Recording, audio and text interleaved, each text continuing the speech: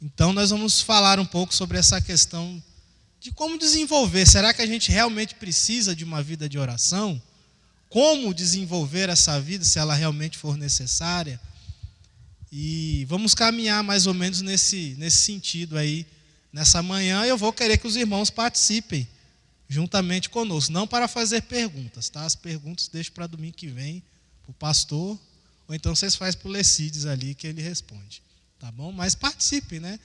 Comente.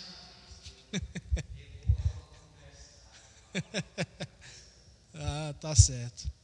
Então, vamos orar então, né? Já que nós vamos falar sobre oração, vamos começar orando, né?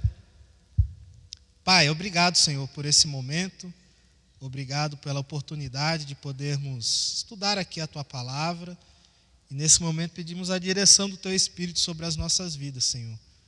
Para que possamos compreender, Pai, aquilo que o Senhor deseja a respeito de nós nesta manhã. E que Ele nos ensine, que nos ilumine. E saímos daqui, Deus, com uma lição importante gravada nos nossos corações, para o nosso dia a dia, para auxiliar-nos na nossa vida, na nossa caminhada cristã. Fica conosco, Deus, nesse momento. É a oração que te fazemos em nome de Jesus. Amém. Muito bem, irmãos. O primeiro ponto que eu coloquei aqui para a gente iniciar hoje é para você desenvolver uma vida de oração. A primeira coisa que eu entendi, meditando a respeito do assunto, é que a vida de oração ela deve ter uma importância na nossa vida. Se a oração não é algo importante na sua vida, tudo que eu falar depois não vai adiantar absolutamente nada. Imagine que eu chegasse hoje aqui e começasse a falar sobre golfe, né, que eu acho que é um esporte que ninguém deve gostar aqui, de repente tem uns que nem sabem o que é. Né? Aí eu chego aqui e começo a falar, o golfe é assim, o cara tem um taco, joga a bolinha, e vou falando, dou aqueles termos técnicos do esporte, vou falando. Amanhã você vai lembrar de alguma coisa? Dificilmente. Por quê? Porque golfe não tem importância nenhuma para a sua vida. O que adianta eu ficar aqui 2, 3, 4 horas falando de golfe, se aquilo ali não vai fazer diferença nenhuma para a sua vida? Você não gosta do esporte, você não pratica o esporte. Nós não temos nenhum campo de golfe aqui em Alto Paraíso. Não adianta eu ficar aqui 2 horas falando de golfe. Da mesma forma, irmão, se a oração não tem importância para você, não adianta eu ficar aqui falando.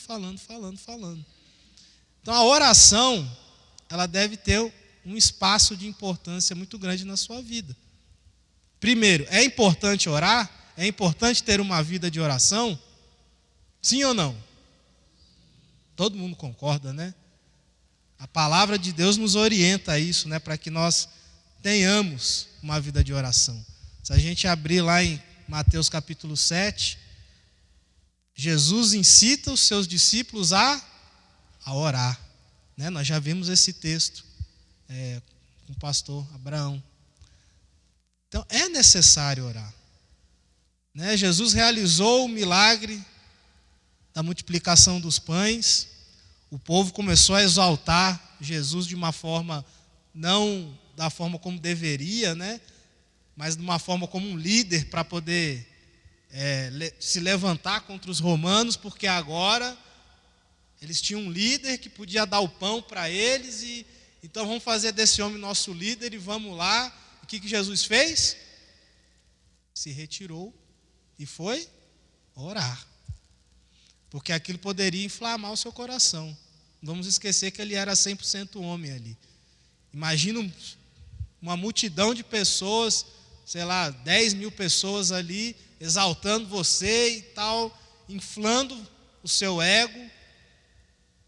O que você precisa fazer nesse momento? Orar, se esvaziar desse ego que foi enchido. Então a vida de oração, ela é sim, extremamente importante para as nossas vidas. E o que é uma vida de oração? O que vocês entendem como vida de oração?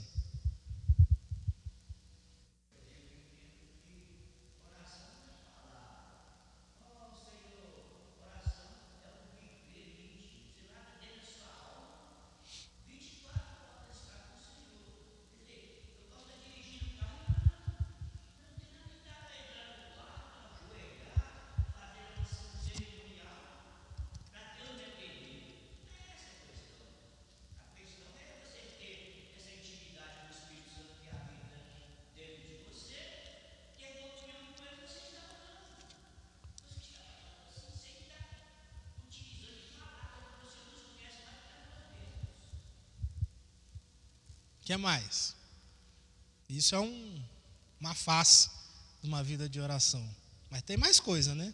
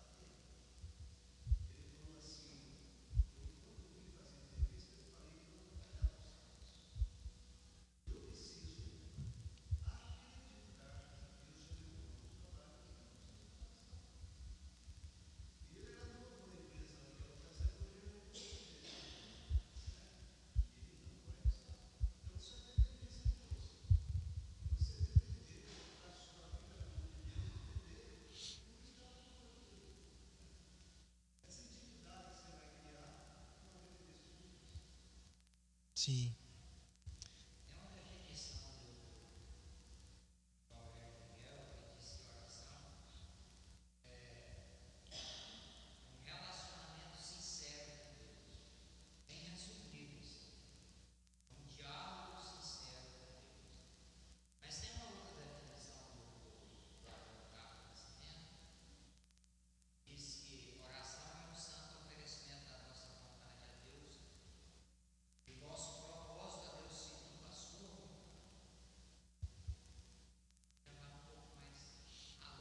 Sim.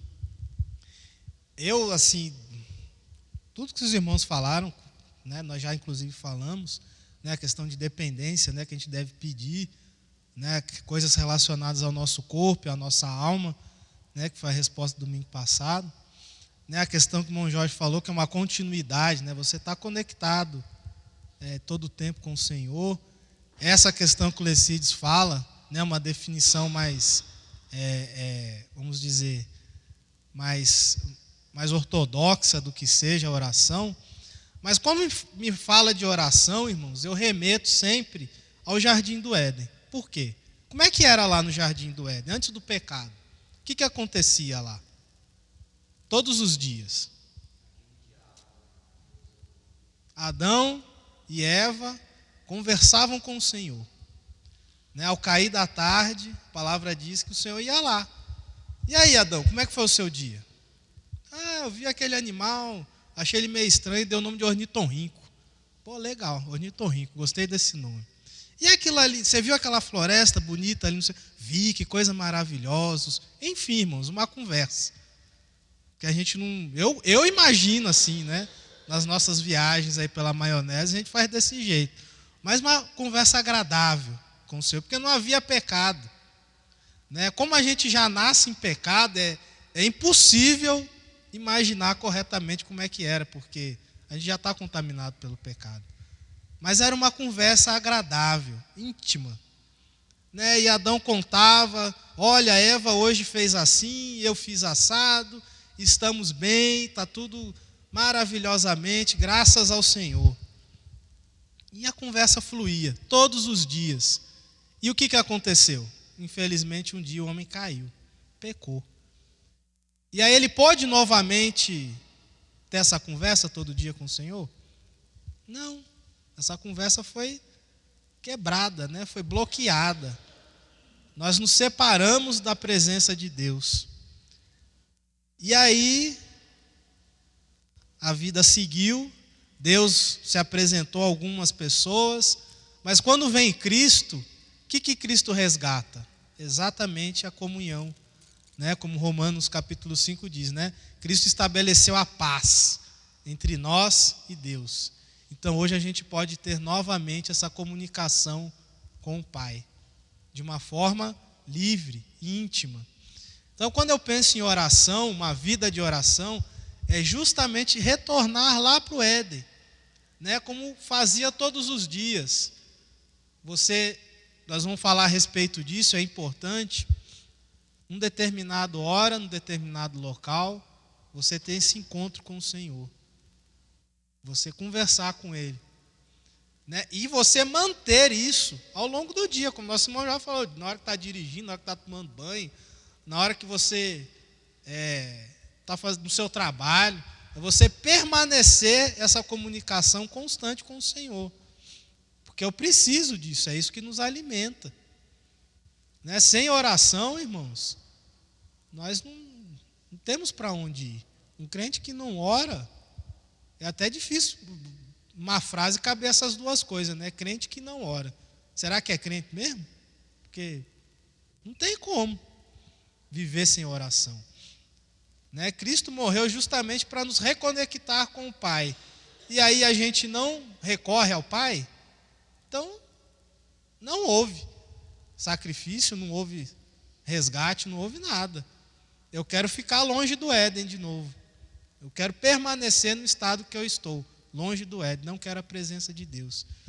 Então, uma vida de oração, eu entendo que engloba todas essas questões, de você retornar a esse convívio agradável com o Senhor.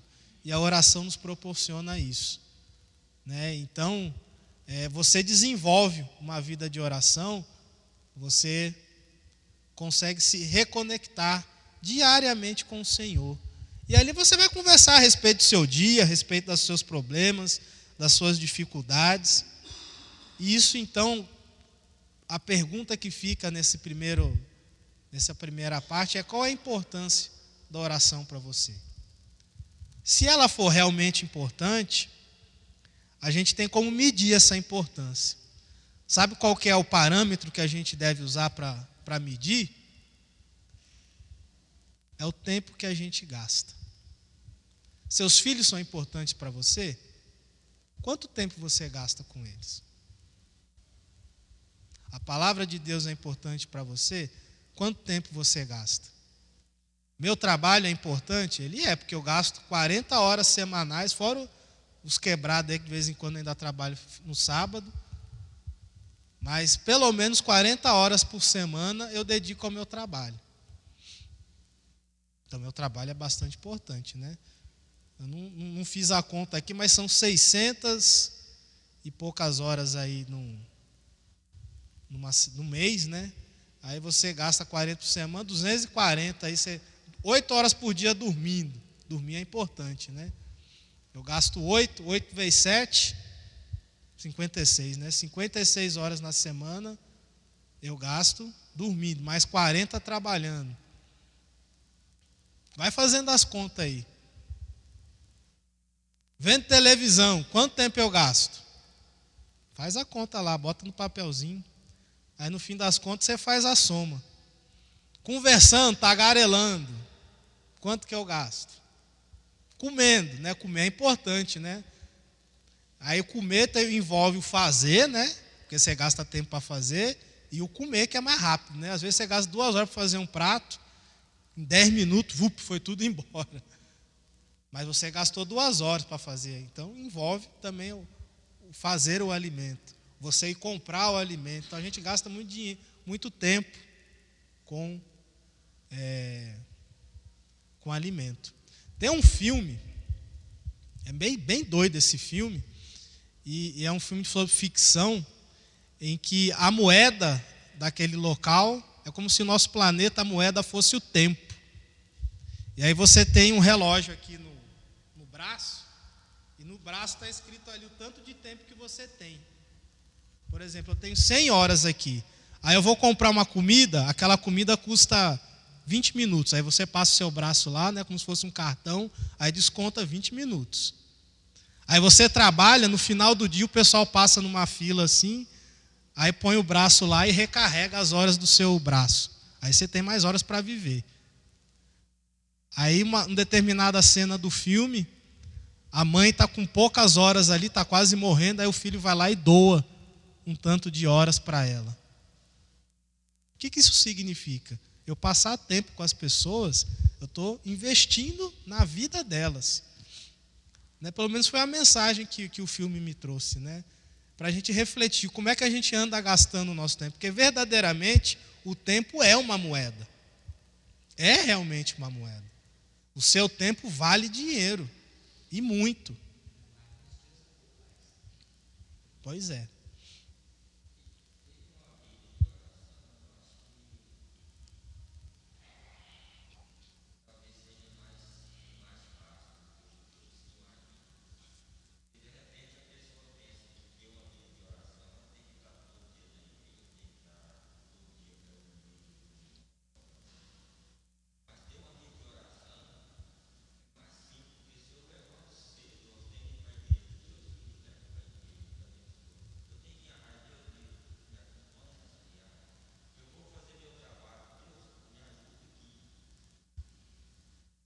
Sim.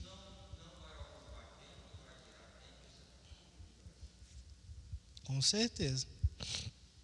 Com certeza. Mas vamos ver um exemplo de uma pessoa que tinha uma vida de oração, para a gente deixar. Alguém abre aí, Daniel capítulo 6, versículo 10. Daniel 6, versículo 10.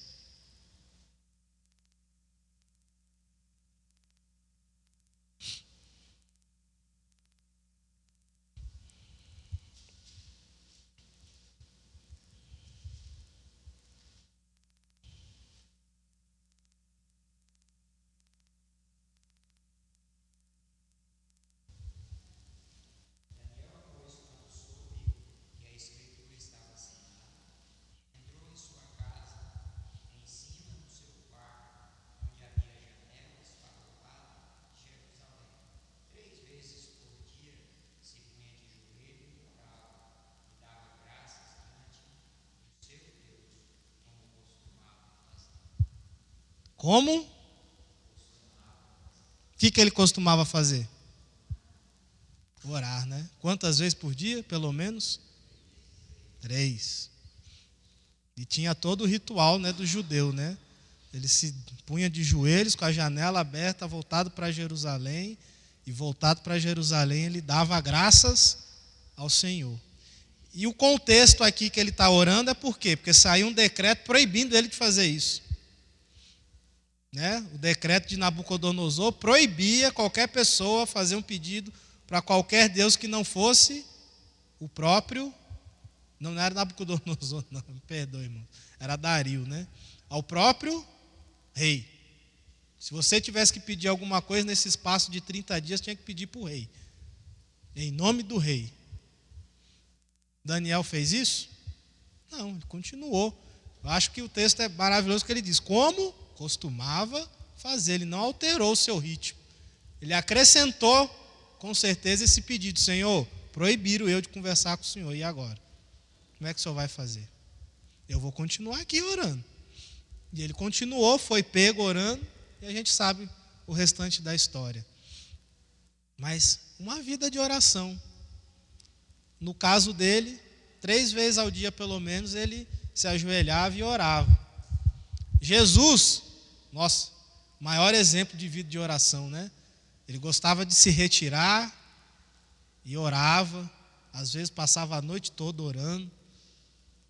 E olha que ele era quem? Simplesmente o próprio Deus. Se o próprio Deus precisava passar uma noite toda orando, como é que a gente deve fazer, né? Então, irmãos, a oração é importante para você? Se a sua resposta é sim, a segunda pergunta é: quanto tempo você gasta com a oração? A sua resposta vai dizer se ela realmente é importante para você. Mas o segundo ponto que eu queria tratar a respeito da oração, de uma vida de oração, é aquilo que nos impede de ter essa vida de oração. Quais são as dificuldades que normalmente vêm à nossa vida que nos impedem de orar? Eu coloquei algumas aqui. Eu coloquei o pecado em primeiro lugar, não como ordem de importância, mas foi o que veio primeiro. E o pecado, irmãos, ele não é que ele nos impede de ter uma vida de oração. Porque, na verdade, o pecado, ele deveria nos levar a orar, né? Eu estou em pecado, eu preciso recorrer, eu preciso da misericórdia de Deus, eu preciso ir até Deus. Preciso conversar com Ele, abrir meu coração, falar, Senhor, me ajuda, estou aflito, eu estou em pecado, confessa diante do Senhor. Então, essa deveria ser a nossa atitude em relação ao pecado. O problema é que, às vezes, o que acontece com o nosso coração? O pastor falou domingo passado também, né? O pecado, ele endurece o nosso coração. Então, essa é a grande dificuldade que o pecado traz à vida do crente. Quando o seu coração já está endurecido pelo pecado. Aquela já virou o que a gente chama de iniquidade, né? Uma prática recorrente daquele pecado e que a sua subconsciência diz, você está livre, cara, continua, vai na fé. Né? Tem aquele ditado, né? Vai na fé. Só que é uma fé errada, né? Uma fé naquilo que não está certo. Você continua naquela prática. Não, tá tudo bem, tá tudo beleza. E aí você não vai orar. Por quê? Porque para você aquilo está tudo ok, está tudo normal. Ou então, às vezes, o pecado ele faz isso, né? Lá em casa, quando os meninos aprontam alguma coisa, não precisa a gente saber o que foi, é só olhar na cara dele, né?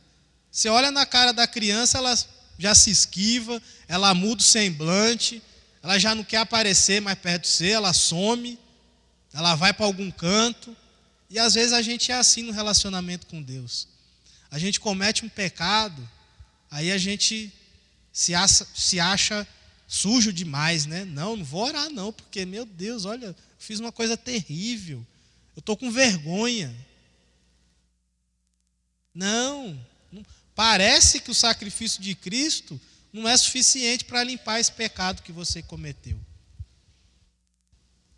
Então o pecado ele age dessas duas formas.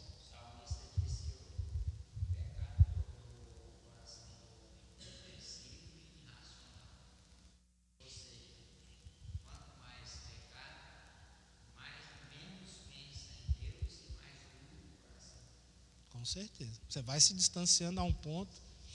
E o grande problema o seu subconsciente está dizendo, está ok.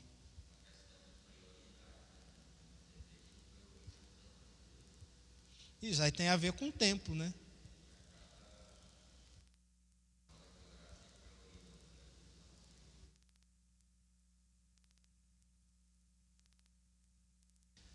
Mas o pecado, então, ele tem essas duas falhas. Endurece o nosso coração e acaba nos distanciando de Deus.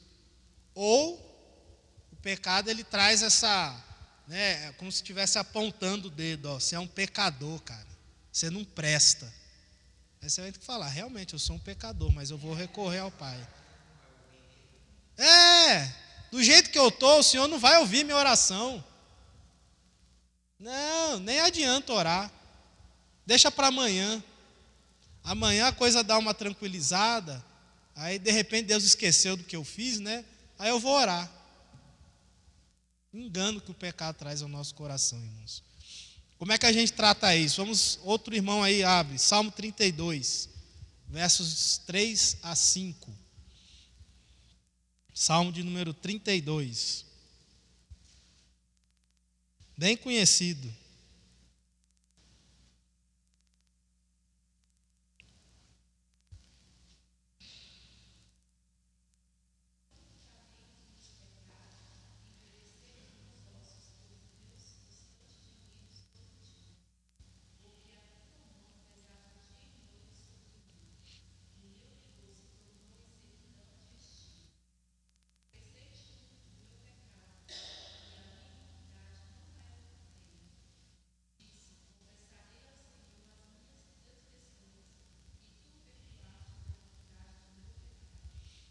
Quem que está falando isso? Davi, né?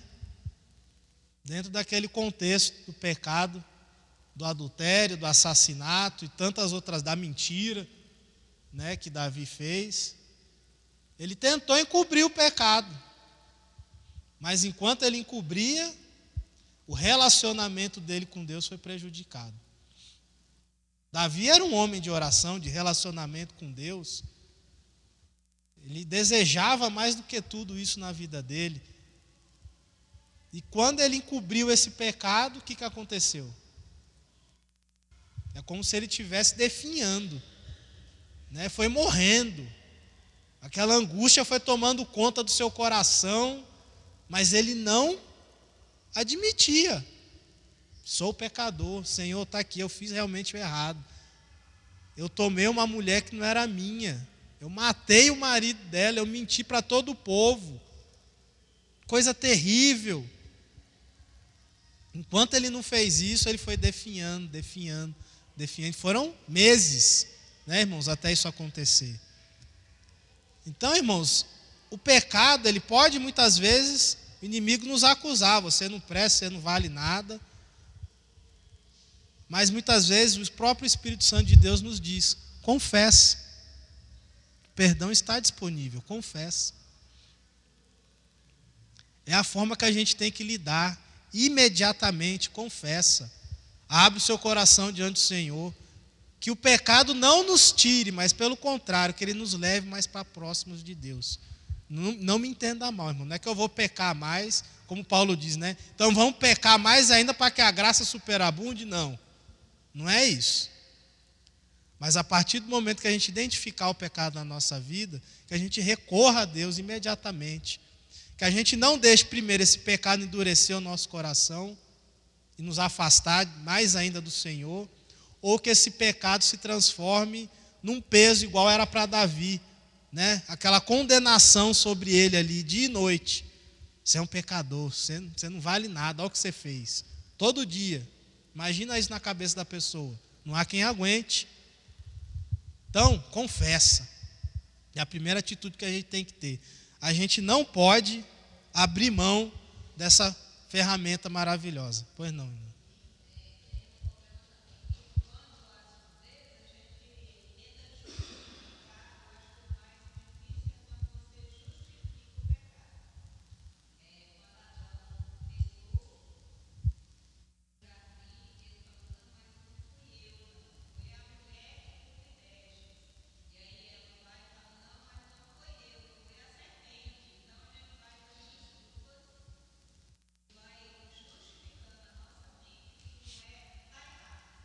Isso é terrível. Porque a pessoa está caminhando totalmente torta. É igual Davi, né? Até se ele se confrontar com o profeta. Aí que caiu a ficha para ele, porque ele estava justamente se justificando. Não, mas eu sou o rei, eu posso. Não, mas não sei o que, tal. A sua mente vai fazendo isso, para você se sentir bem com o pecado. Né? A nossa carne, irmãos, ela está aí para isso. Para fazer com que a gente se sinta bem em relação ao pecado. Porque ela vai se alimentar disso. Mas nós não vivemos mais pela carne. Nós somos espírito. Nós temos que viver pelo espírito. Então eu não posso ficar ali alimentando a minha carne, falando. Se alguém falou que eu estou errado, se a palavra de Deus está dizendo que eu estou errado, não adianta eu ficar me justificando. Não, mas é isso aqui. Não, mas tem gente que já... Não, meu irmão. Encara de frente e se liberta disso. Né? Pois não, Luzinho.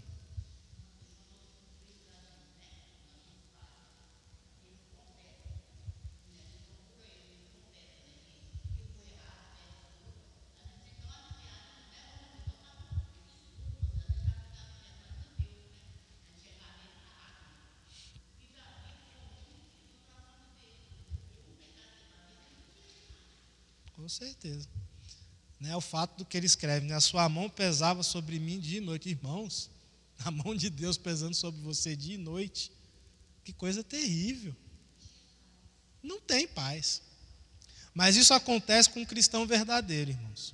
Porque ele não tinha sido cauterizado pelo pecado. Aquilo estava incomodando ele. Né? O problema é quando isso passa, não te incomoda mais. Que é o que eu falei no começo, né? Quando você já está cauterizado pelo pecado. Aquilo ali já você faz e você nem sente. Aí é um perigo e impede a nossa vida de oração. Mas talvez, e tão importante quanto o pecado, outra coisa que nos atrapalha e muito são as distrações. Né? Tem um livro do pastor Luciano Subirá que diz até que nada mais importe. E ele trata a respeito desse assunto. É um livro que eu já... O livro inteiro eu só li uma vez, mas de vez em quando eu recorro a esse livro né, algumas passagens e tudo mais, porque ele vai justamente falar a respeito disso. Ele fala, não vou falar sobre pecado aqui, vou falar sobre as distrações. E que tipo de distração que mais nos prejudica, irmãos? Não é a distração incorreta, é a distração correta. Por exemplo, o trabalho. O trabalho é algo correto na nossa vida, né? A gente precisa trabalhar, não é verdade? Agora, chega às vezes um ponto que o trabalho impede a nossa vida de oração. Você está tão ali fissurado naquela coisa, eu tenho que fazer, eu tenho que entregar, eu tenho que e tal, e vai. Você não tem tempo para nada, muito menos para orar. Aí, o que era bom se tornou mal. Mas na sua cabeça, não, o trabalho é bom, eu tenho que trabalhar. Quem quer comer tem que trabalhar. Quem não quer trabalhar, que não coma. Não é assim que a palavra de Deus ensina? Então, o trabalho é importante. Ver um filme, isso é algo errado? Lógico que não. É bom para a sua cabeça, tem filmes que te ensinam lições importantes e tudo mais, né? Lógico que tem muito filme que não presta. Mas às vezes um filme que você vê que é um tema besta, tal, mas alivia a sua mente, você esquece um pouco das dificuldades ali do momento e tal. Beleza. Agora, eu vejo um filme hoje, vejo um amanhã, vejo um depois da manhã, aí eu gasto quantas horas vendo filme por semana? Aí virou um problema na sua vida. Então, irmãos, as distrações, quando a gente fala distração, às vezes soa como algo que não é bom. Mas não, irmãos, são as coisas boas. Né? Eu vi um vídeo do pastor John Piper que ele fala a respeito disso, ele diz, não, irmãos, são as coisas boas que nos afastam de Deus. Na hora que eu vou orar, eu tenho que abrir um e-mail que me mandaram aqui. Opa, peraí, eu vou responder, porque é uma pessoa que está aflita e eu preciso responder ela. Então eu vou abrir lá e vou responder. É um sermão que eu tenho que fazer. Olha, um sermão é uma coisa importante? Lógico que é. Mas às vezes você fica ali entretido naquela coisa e a oração, e o seu relacionamento com Deus virou algo mecânico, profissional. Eu sou um profissional do púlpito. Então eu passo ali horas me dedicando ao sermão para as pessoas se impressionarem com aquilo que eu falo, mas a minha vida de oração, zero. A gente tem que ter cuidado com as coisas boas. Porque o cristão, quando ele vê algo ruim, rapidamente ele identifica, ele deve retirar da vida dele. Agora, e o que é bom? Mensagem do Zap, vídeo, né? Irmãos, você põe ali um negócio, vai indo para cima, para baixo ali, aquilo ali não acaba nunca. Não acaba nunca. Se você não der um freio, não acaba nunca. São vídeos bons? Sim, tem muito vídeo. Depende do seu, do seu algoritmo, né? O algoritmo é a inteligência artificial que identifica os seus gostos, né? Então, quando você começa a ver um vídeo lá no Instagram, por exemplo, ele vai diretamente naquilo que você gosta. Se você é um cara que gosta muito de futebol, vai aparecer 500 vídeos de futebol ali, você vai passando só vídeo de futebol. Você gosta de conteúdo cristão, vai aparecer lá a mensagem de tudo quanto é pastor, de tudo quanto é lugar, videozinho de 1 minuto, 1 minuto e meio, porque se for muito longo, você já fica de saco cheio e você para de ver aquilo. Então o negócio é tão bem feito para te aprisionar naquilo, que é tudo feito para você não sair dali. Então você vai embora. Vai embora. Vai embora. Aí quando você se dá conta, e tem gente que já acorda, né? Já põe o telefone, já na cama mesmo, né? Já vai, aí vai, passando o videozinho para cima. E não para mais. Quando você vê, já passou a hora de trabalhar. O cara já perdeu a hora, porque estava vendo videozinho.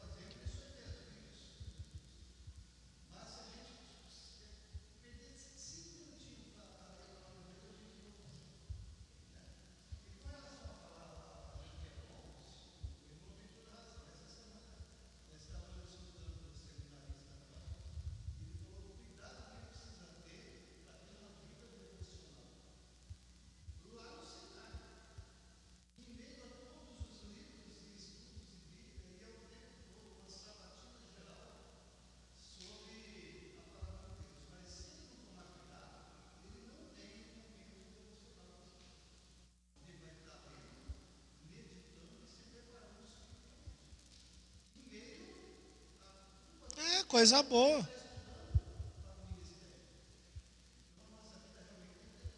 Aparentemente é algo bom. E é realmente bom. Mas espera aí.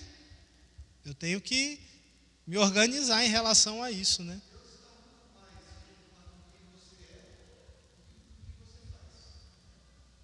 Com certeza. E a palavra distração quer dizer então que a gente se distrai com isso. Se distrai porque então, o que é você se distrair? É você estar fazendo alguma coisa e de repente você começar a reparar em outra. E na vida cristã, irmão, se a gente está distraído, a gente está distraído no meio do quê? Aonde que a gente está?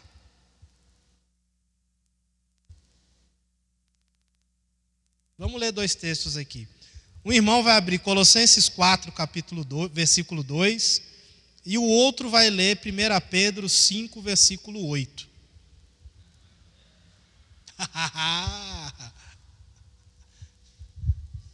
Qual é o contexto que a gente está inserido, né?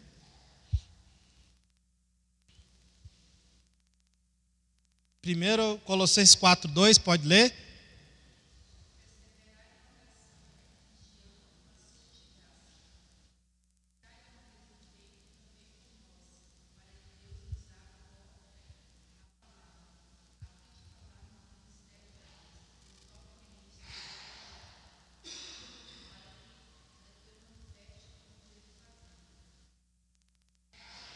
É 1 Pedro 5, 8, o outro texto.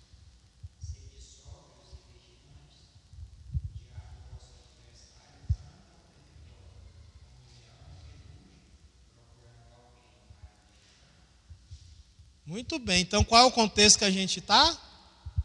De guerra. Nós estamos numa guerra. Se você ainda não sabia, meu irmão, você está informado agora. Você está numa guerra. Imagina eu gosto muito de filme, não gosto de saber, pode usar essa palavra, né? Mas eu gosto muito de filme de guerra, né? Quase todos que saem aí eu gosto de assistir. E tem um seriado da Segunda Guerra que é Band of Brothers. É bem antigo, acho que é de 2002, 2003. Eu assisti no tempo que eu estava na faculdade. Fantástico. Se você tiver oportunidade de assistir, vale muito a pena. Fala sobre uma turma que atuou na Segunda Guerra, uma turma de paraquedistas. Tem determinadas cenas que eles descem, né? Eles eram aqueles que desciam atrás, né? Tá a guerra acontecendo aqui, eles desciam lá atrás para pegar os caras por trás ali para surpreender. Aí tem a cena, tem um lugar que eles ficam presos porque o Hitler manda o povo ir dar a volta neles também, eles ficam bem no meio, sem ter para onde ir. E o cara tá assim encostado na trincheira, né? Tá ali conversando, tal, de repente, puf, tiro na cabeça do cara. O cara morre. Irmão, isso é terrível. Só que a gente está no mesmo contexto. E às vezes a gente está do mesmo jeito. Está lá batendo papo, conversando, achando que nada está acontecendo. De repente, puf! Aí todo mundo, o que foi, o que foi? Daqui a pouco, pá, explode bomba, um pau quebra lá, morre um monte de gente. Por quê? Quem tinha que estar vigiando estava fazendo o quê? Conversando, se distraindo. Conversar é importante? Com certeza. Imagina num clima daquele de guerra. Uma tensão terrível. O cara precisava ali, estava conversando, tal, tentando um pouquinho de normalidade naquele contexto absurdamente anormal. Mas, infelizmente, não era a hora. Ele tomou o tiro no meio da testa.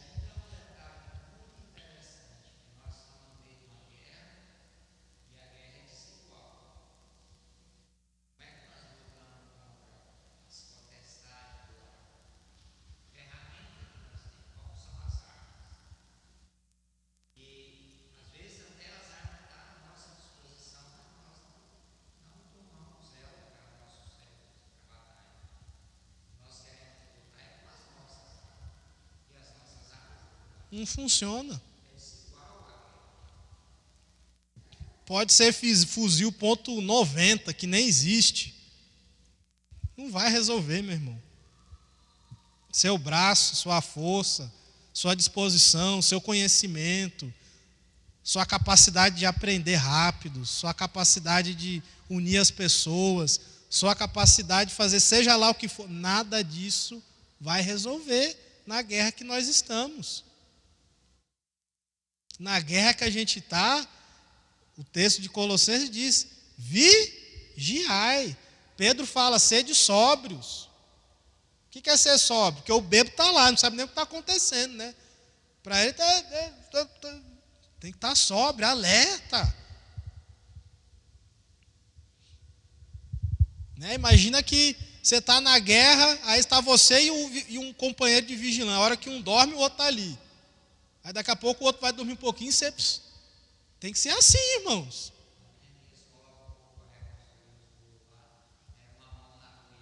E o outro olhando, né? Porque os outros queriam vir atrapalhar. Irmão, a gente não pode se distrair. Não dá. A gente não pode, infelizmente, gastar tanto tempo fazendo coisas que nos distraem. Coisas boas, repito, mas que nos tiram a atenção. Chega no final do dia, você, nossa, passou o dia tão rápido. Estou cansado, vou dormir. Aí no outro dia de novo, aí no outro dia de novo. Porque as coisas do dia a dia estão te sufocando. E você não está percebendo, mas o tiro está passando só aqui na sua orelha, aqui, furando seu cabelo no meio. E você não está nem aí. Até que uma hora o que acontece? Pau. O tiro pega bem no meio da sua testa e você cai. Então a gente tem que estar atento, vigilante. Nós somos vigilantes. Né? Aquele que vigia, está atento. Não podemos nos distrair, irmãos. Uma vida de oração é importante para a gente se manter alerta, para a gente se manter conectado nessa guerra que a gente está. Por fim, irmãos, para a gente terminar, coloquei aqui algumas medidas práticas mesmo, para a gente poder conduzir a nossa vida de oração e a gente melhorar a nossa vida de oração. Primeiro, lógico, a gente valorizar a oração na nossa vida. Como eu disse no começo, não adianta eu falar aqui, chegar ao fim, Augusto, que bênção, maravilha. Mas se a oração não é importante para você, meu irmão, sua vida vai continuar do mesmo jeito. Você vai continuar nas mesmas práticas, vai desembestar do mesmo jeito que está indo. Não vai mudar. Então, eu preciso valorizar a oração na minha vida. Entender que a oração é importante para mim. João capítulo 15, versículo 5. Eu sou a videira, vocês são o ramo sem a videira morre. No fim, Jesus fala, sem mim, como é que é, seu Jair? Sem mim, nada podeis fazer. Um dos versículos que eu mais ouvi seu Jair falando. Será que a oração é importante? Sem mim, você pode fazer alguma coisa? Não, irmãos, é nada. Você não faz absolutamente nada. Então, o ramo tem que estar ligado na videira o tempo todo. A gente liga o ramo na videira na oração. Sem oração, não tem jeito. Vença a carne diariamente. Eu não vou ler os textos aqui, né? Gálatas 5, 16, 17. Lá fala que a nossa luta é contra a carne, que nós temos que vencer a carne. Né? Um dos irmãos, não lembro quem que falou, né? Que começa a ver o negócio no celular, você vê o tempo todo. A hora que começa a orar, o que é isso? A carne que não gosta, meu irmão.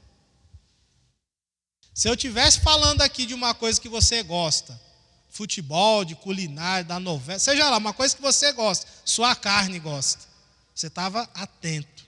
Lá em casa a gente está fazendo a leitura anual lá com os meninos, né? Aí de noite a gente lê 2 capítulos, de manhã mais 2. Porque na hora do almoço é impossível lá em casa ler para gastar um tempo, porque é muito corrido. Chega de noite lá pelas 9, os moleques estão botando a casa abaixo, né? Uma correria, aquela brincando, quebrando tudo. Gente, parou, vamos sentar no sofá e vamos fazer a leitura. 2 minutos, está cada um caindo para um lado. Dormindo. O que é isso, irmãos? A carne. Carne não gosta. Ela detesta. O que o Senhor falou? A carne é fraca, mas o espírito está pronto. Então fortaleça o espírito. Porque a carne, meu irmão, ela nunca vai ter desejo nas coisas do Senhor. Por isso que a gente sente sono na hora que está lendo a Bíblia. O pastor começou a pregar aqui, meia dúzia já está. É a carne, irmão. Dá uma sede que o cara passou o dia inteiro bebendo 10 litros, mas chega na hora vai querer beber água, vai no banheiro, dá dor de barriga. É a carne, irmão. A carne não deseja, não. A carne, ela se satisfaz com as coisas deste mundo. Então, vença essa concorrência. Né? O pastor Subirá também tem uma mensagem muito boa. Recomendo você escutar. Vencendo a concorrência. Ele vai pregar nesse texto de Gálatas. Você tem que vencer a concorrência. Quem que concorre com você? Você mesmo, a sua carne. Ela está ali desejando. Faz isso, faz aquilo outro. Não ora não. Faz isso. Isso aqui é mais importante. Você tem que entregar aquele relatório. Você tem que fazer aquilo outro. Você tem não sei o que lá. Você tem que ir lá na casa de não sei quem. A carne vai estar a todo momento pedindo isso. Então vença a sua concorrência. Gente, uma coisa importante e prática. Tenha local e hora para orar. A gente tem que estar orando.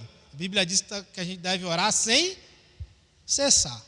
Então, você vai estar orando todo momento. Você pode dar, quando sair daqui para a sua casa, você vai orando.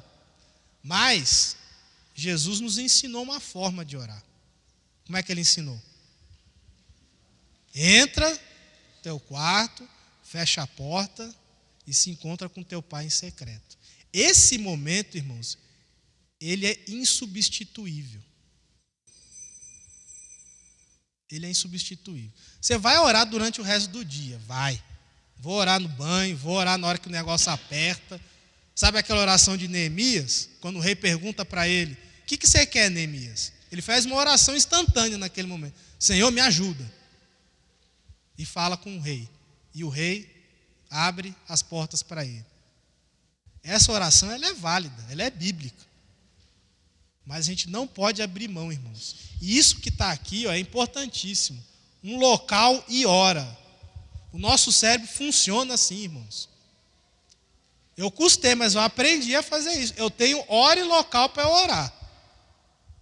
Se não for assim, irmão, não funciona. Se eu orar hoje de manhã, amanhã eu oro de tarde, se eu fizer esse negócio, eu oro a hora que der, sabe que hora que você vai orar, meu irmão?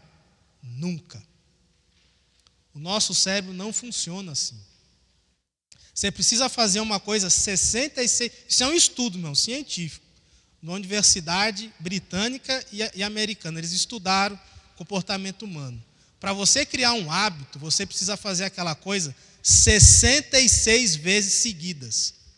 Você quer começar a caminhar, quer começar a praticar um esporte, quer começar a ler um livro. Você sabe como é que você vai criar esse hábito? Depois que você estiver na 67ª vez fazendo aquilo, ininterruptamente. Se você chegou até a 42ª, eles observaram, basta uma vez que você deixa de fazer, zerou. Agora, se você tiver entre a 42ª e a 66ª, você precisa quebrar 3, você ainda tem um bônus aí. 3 vezes. Por exemplo, eu estou correndo. 42 semanas seguidas correndo. Maravilha. Aquela semana eu deixei de correr. Beleza. Eu ainda consigo na outra voltar a correr. E vou embora. Cheguei na 60ª semana. Não deu, machuquei o pé e tal. Parei de correr uma semana. Parei de correr a segunda. Parei de correr a terceira. Zerou, irmãos. Meu cérebro vai falar, já era. Acabou. Você não precisa correr. Com a oração é a mesma coisa, meu irmão. Você precisa ter uma sequência de pelo menos 66 dias orando todo dia. Aí você criou um hábito. Aí você não consegue mais viver sem aquilo. Então insista, persista. Põe um despertador. Lá em casa é assim, é no despertador. Ele vai, uma hora mais cedo, falei, é o jeito. Vou acordar todo dia uma hora mais cedo. Porque ficava naquela, eu vou orar a hora que der. Não dá hora nenhuma, irmão. Ou você vai orar de noite, é igual o irmão falou ali, ó. Você começa a ajoelha ali, você começa 10 horas da noite, termina a oração 6 horas da manhã. Porque você cai ajoelhado por cima ali e dorme. Ou você começa a orar, como é que o pastor Marcos falava mesmo? Jesus abençoa o seu Virgem Maria, no seu. Você começa a orar desse jeito, porque seu cérebro já está longe. Virgem Maria abençoa Jesus, né? Umas coisas, uns absurdos desses. Porque seu cérebro já foi. Então, irmãos, você tem 24 horas no seu dia. Você vai pegar o seu dia e vai organizar. Tal dia, todo dia, em tal lugar, em tal hora, eu vou separar. Meia hora, uma hora. Aí, né, conforme você vai pegando o jeito, você vai ver que uma hora vai ser pouco. Uma hora vai ser pouco. Daqui a pouco você vai fazer igual Jesus, vai passar a noite toda orando. Isso vai ser um prazer maravilhoso na sua vida. Não vai fazer falta essa noite que você perdeu, entre aspas, de sono. Mas eu preciso ter uma hora, um local, todo dia. Eu vou orar no meu quarto, todo dia às 6 horas da manhã. Beleza, então põe um despertador lá para você acordar, se é que você precisa. Não, eu vou orar todo dia na hora do almoço. Na hora do almoço dá. Eu almoço, tem mais uma hora que eu fico à toa lá no celular, vendo porcaria. Então, essa hora eu vou orar. Vou para um tal lugar, tranquilo, que ninguém vai me atrapalhar, e eu vou orar. Prático. Simples e prático. Você precisa disso, meu irmão. Não tem como. Eu digo por experiência própria. De outro jeito, não funciona. Hoje eu vou orar tal hora, amanhã tal hora. Não funciona. Todo dia, mesmo horário, mesmo local. Por fim, última coisa que vai ser importante para você desenvolver sua vida de oração. Anote no caderninho suas respostas de oração. Eu, infelizmente, não tenho essa prática, irmãos. Mas isso é importante. Eu lembro uma vez que o Lecides falou a respeito do cartãozinho do dízimo, né? Que ele guarda os cartãozinhos lá para poder, né, acompanhar, né, para ele ver ali como é que foi a evolução, inclusive financeira da sua vida. Eu comecei dando dízimo de R$50, eu estou dando de 5.000, né, Lecides? Isso é maravilhoso, Deus tem me abençoado, olha que coisa maravilhosa. Mesma coisa, irmão, oração. Tal dia eu orei por isso, Deus me respondeu dessa forma. Está lá registrado. Um dia.